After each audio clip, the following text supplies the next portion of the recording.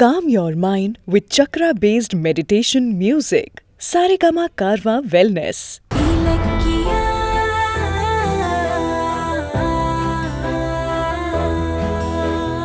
இந்நேரம் கௌதம் சாப்பிட்டிருப்பான்ல. இலக்கியா ஆயா வேலைக்கு போறாளாமே, அப்புறம் அவங்க கிட்ட ஏது காசு பணம்?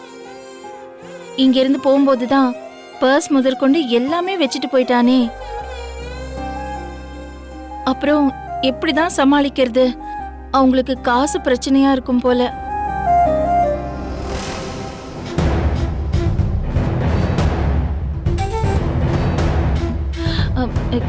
குருமா வைக்கட்டுமாப்பா? இல்லம்மா, வேண்டாம். நீங்க 2 பேரும் ஆபீஸ்க்கு சேர்ந்து கிளம்பி போவீங்க. அப்போ என் மனசுக்கு எவ்வளவு சந்தோஷமா இருக்கும் தெரியுமா? யார் கண்ணு பட்டுச்சோ என்னமோ, இப்படி குடும்பமே பிரிஞ்சு போச்சு. எப்போதான் சேர போறானோ தெரியல. அவன் பாட்டுக்கு தேமையான சாப்பிடுறான்.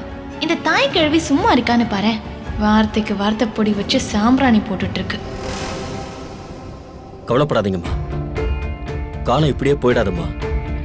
கூடி சீக்கிரம் நம்ம எல்லாருமே ஒண்ணு சேருவோம். கேட்கறதுக்கு சந்தோஷமா தான்ப்பா இருக்கு. ஆனா அதுக்குள்ள நான் போய் சேர்ந்துருவேன் போல இருக்கே. மா, ஏம்மா இப்படி எல்லாம் பேசுறீங்க? பின்ன எப்படிடா பேசுறது?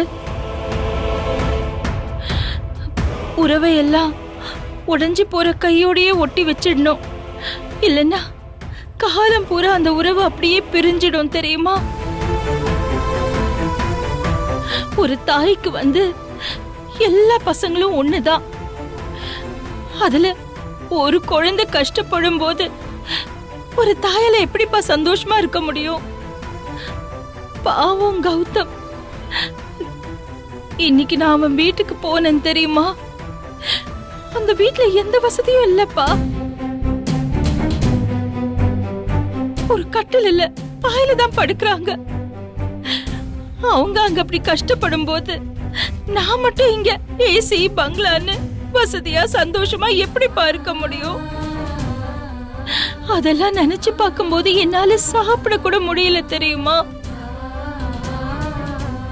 ஏன்பா கார்த்திக், நம்ம கிட்ட எவ்வளவு சொத்து இருக்கும்போது கௌதமோட சொத்து நமக்கு எதுக்குப்பா?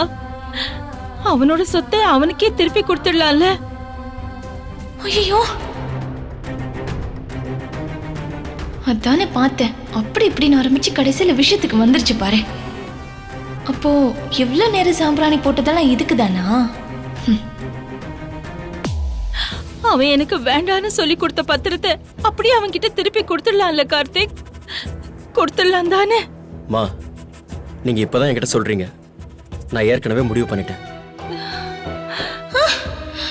என்னது? இவன் வேற ஒரு குண்டை தூக்கி போட்டுட்டு இருக்கான்.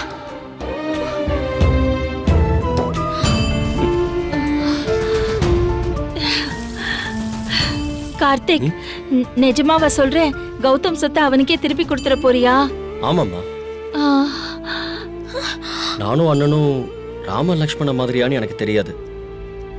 ஆனா அண்ணன் என் கூட பிறக்கலனாலும் அப்படி ஒரு உறவுக்கு அவர் மட்டும்தாம்மா சொந்தம். அப்படிப்பட்ட ஒரு கஷ்டப்பட நான் விட்டுருவேனாம்மா?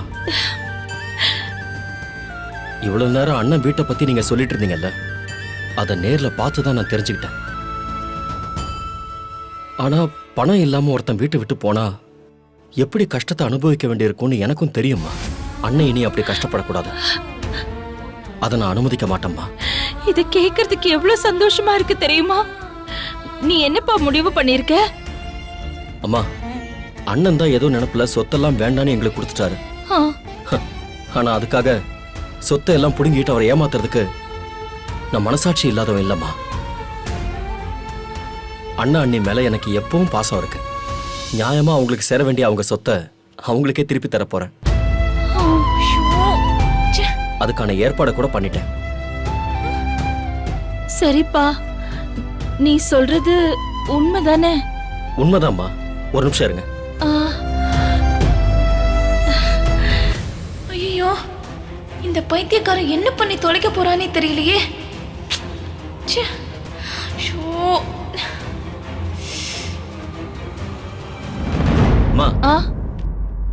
அண்ணன் எழுதி கொடுத்த சொத்து எனக்கு வேண்டாம், அது அவருக்கே சொந்தம்னு நான் எழுதி கொடுத்த மாதிரி டாக்குமெண்ட் ரெடி பண்ணிட்டேன். இதுல சொத்து வேண்டான்னு நான் கையெழுத்து போட்டுட்டேன்பா.